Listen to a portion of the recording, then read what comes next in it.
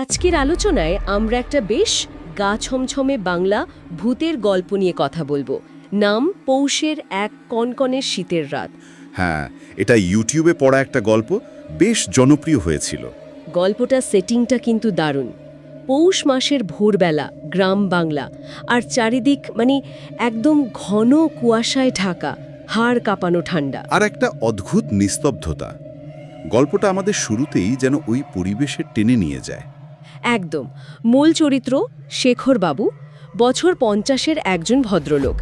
ওনার প্রতিদিনের অভ্যাস সকালে হাঁটতে বেরোনো।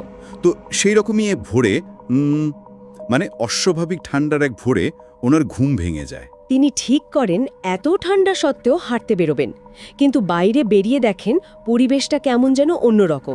অন্যরকম ঠিক কী রকম? রাস্তাঘাট একেবারে ফাঁকা, অস্বাভাবিক রকমের, এমনকি কুকুরগুলো ডাকছে না, যেটা খুবই অদ্ভুত। এটা কিন্তু শুরুতেই একটা অস্বস্তির জায়গা তৈরি করে। পরিচিত পরিবেশটাই অচেনা লাগছে। হ্যাঁ, উনি ওনার বহু পুরনো টর্চ লাইটটা নিয়ে একা একাই হাঁটতে থাকেন। সময়টাও ঠিক আন্দাজ করতে পারছেন না, কারণ ঘড়ি পরে আসেননি সেদিন। আর ওই কুয়াশা আর ঠান্ডার মধ্যে একা হাঁটা, মনে হতে থাকে আজকের পরিবেশটা যেন